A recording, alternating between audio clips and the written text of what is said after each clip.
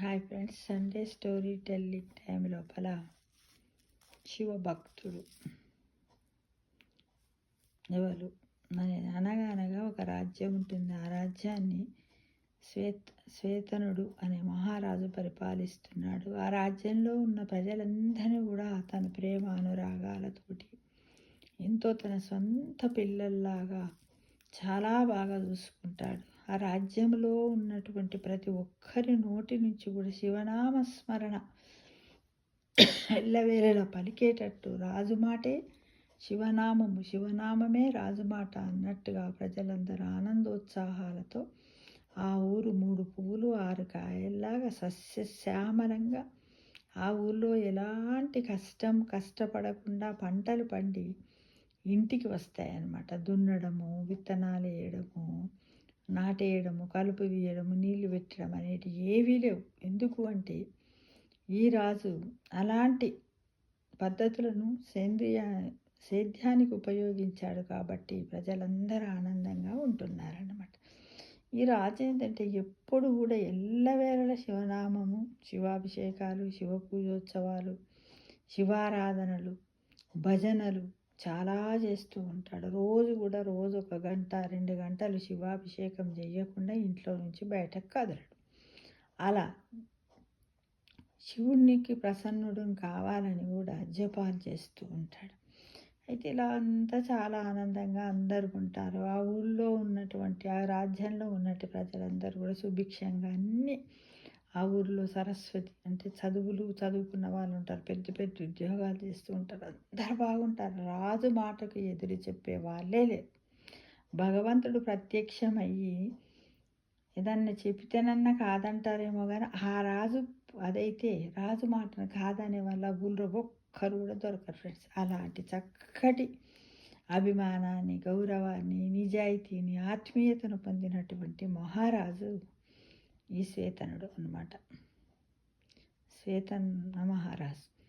అయితే ఒకరోజు ఏమైపోతుంది, యమధర్మరాజు ఏం చేస్తాడు, యమదూతలను పిలిచి ఆ శ్వేతన మహారాజు యొక్క వయస్సు అయిపోయింది, జీవించే సమయము అయిపోయింది, తను మరణించే సమయం దగ్గర పడ్డది, పోయి తీసుకొని రాపండి అని యమదూతలను పంపిస్తారు.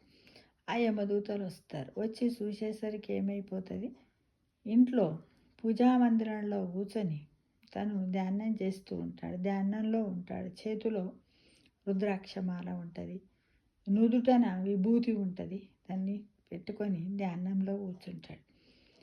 వీళ్ళు గంటలు పడతారు, 2 గంటలు 3 గంటలు అయిన తర్వాత కూడా ఇంకా లేస్తలేడు. ఏందబ్బా అని ఆయన లేచేటట్లేడు. ఎట్లయితే మనం తీసుకొని పోదామని కడప దాటి లోపలికి పోదామని యమదూతలు కాళ్ళు లోపల పెడతారు.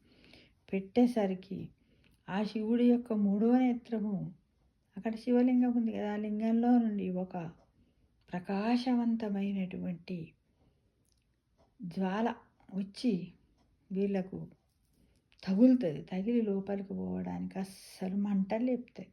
ఆ మంటలు కేవలం ఎవరికి కనపడుతున్నాయి, యమదూతలకే కనపడుతున్నాయి. మహారాజుకు మాత్రం ఏమీ కనపడతలేదు. తన జపానికి కానీ ధ్యానానికి కానీ ఎలాంటి భంగం కలుగుతలేదు. వీళ్ళు ఒకసారి ప్రయత్నం చేస్తారు, 2 సార్లు 3 సార్లు 4 సార్లు ప్రయత్నం చేసి 5వ సారి ప్రయత్నం చేసి ఆయన మళ్ళీ యమధర్మరాజు దగ్గరికి వస్తారు. వచ్చి ఏం సంగతి, ఆ శ్వేతన మహారాజుని తెచ్చారా అంటే లేదు, ఇలాంటి పరిస్థితి ఏర్పడ్డది అంటే అవునా అని ఏం చేస్తాడు. అప్పుడు అతనికి ఎడమ భుజం కుడి భుజంలా ఉన్నటువంటి కాలుడు మృత్యువు ఇద్దరు ఉంటారు. వాళ్ళు మీరు పోయి నడువు తీసుకురాపోయి, మీరు నవ్వైతే పోండి, వీళ్ళ వల్ల కాలేదు పోండి అని చెప్పి వాళ్ళకు పంపిస్తారు. వాళ్ళు పోతారు. వాళ్ళు వరకు కూడా ధ్యానంలోనే ఉంటాడు. ఇలా వీళ్ళు చూస్తారు. చూసి ఏం లేదు, మనం కూడా పోయే ముందు తీసుకొని పోతే అయిపోయాయని అయితే కడప దాడదామని లోపలికి పోతారు. పోయే వరకు అందులో నుండి లింగం నుండి అగ్నికణాలు వచ్చి వీళ్ళిద్దరూ 3వ నేత్రం నుంచి అగ్నికణాలు వచ్చి అక్కడ భస్వమైపోతారు. వీళ్ళని కాల్చేస్తాడు శివుడు. పెద్ద సౌండ్ వస్తుంది, బిల్లుమని సౌండ్ వచ్చేసరికి అప్పుడు ఈయన ఈ యోగం ధ్యానం చేస్తుంటాడు కదా, ధ్యాన స్థితి నుంచి బయటపడా ఏంటి అని చూసేసరికి ఆ ఎదురుగుండా మహాశివుడే ప్రత్యక్షం అవుతాడు. ప్రత్యక్షమవుతాడు మహాశివుడు. కాగానా ఏంటి నేను ఎక్కడున్నాను? ఏంటి నేనేం చేస్తున్నాను? అని అనుకుంటాడనమాట. అనుకోని ఒక్కసారి పరమేశ్వర, పరమేశ్వర, ఈశ్వర, పరమేశ్వర అని కొలుస్తూ ఉంటాడు. అటు చూసేసరికి ఏముంది ఇక్కడ అప్పుడు తనకు వస్తుంటది. ఓహో! ఇందాకైన శబ్దం ఇది. వీళ్ళని కాల్చేశారు అని అప్పుడు వాళ్ళ తరపున నేను మిమ్మల్ని క్షమాపణ అడుగుతున్నా. వాళ్ళిద్దరిని బతికించమని వేడుకుంటాడు శివుడిని. శివుడు ఏమంటాడంటే, నా పూజలో ఉన్నప్పుడు నా భక్తుణ్ణి తీసుకుపోవడానికి వాళ్ళెవరు? నన్ను ఆజ్ఞ తీసుకొని లోపలికి రావాలి.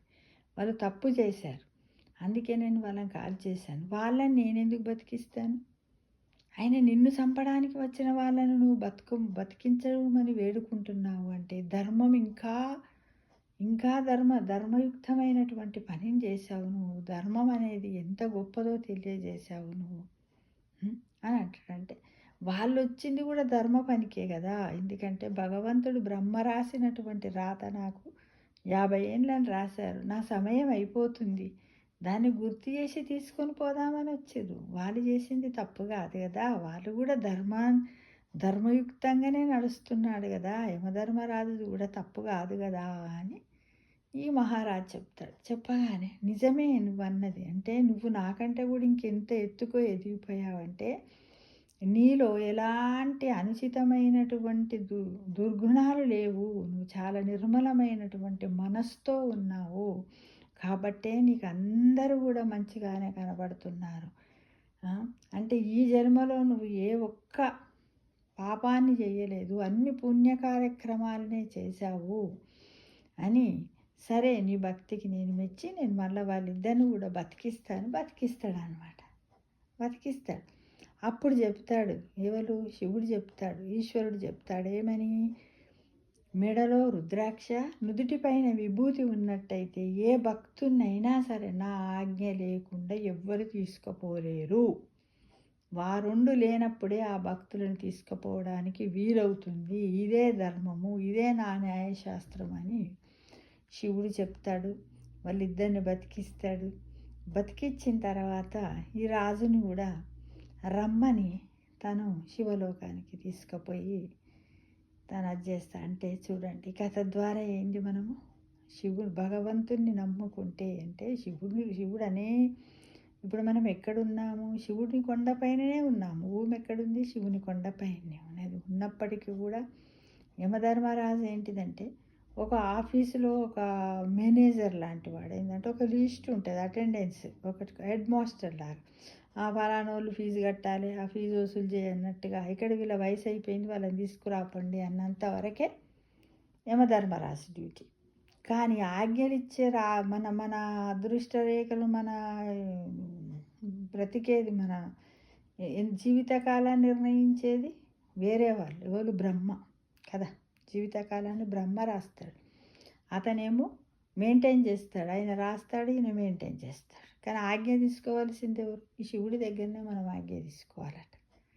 కానీ ఇప్పుడు యమధర్మరాజు కూడా ఏం చేయాలంటే ఇలా వచ్చింది అని శివుని దగ్గరికి పోయి ఆజ్ఞ తీసుకొని రావాలట. అంటే మనము శివుడిని ఎవరైతే మనస్సు, కర్మ, వాచ నిజాయితీగా నిష్కల్మషంగా ఎవరైతే అభిషేకం చేస్తూ ధ్యానం చేస్తూ ఉంటారో వాళ్ళకి ఎలాంటి యాక్సిడెంట్లు కానీ, ఎలాంటంటే అనుకోకుండా జరిగే యాక్సిడెంట్లు కానీ, భయంకరమైనటువంటి జబ్బులు కానీ, వ్యాధులు కానీ ఏమన్నా ఉన్నట్టయితే వాటి నుంచి మనల్ని బ్రతికిస్తాడనే నమ్మకాన్ని మనం శివారాధనను ఎప్పుడు కూడా ధ్యానిస్తూనే ఒక శివారాధనే కాదు, ఒక శివుణ్ణి ఆరాధిస్తే అన్ని దేవుళ్ళను ఆరాధించినట్టే కదా. కాకపోతే వివిధ రూపాల్లో ఉన్నాడు భగవంతుడు. ఈ విషయం అందరూ కూడా తెలుసుకొని ఉండాలి. ఎంత చక్కగా ఉంది చూడండి దేవుణ్ణి మనం కదా. అంటే మనము నీతి ధర్మం అనేది మన వెంట రాదు.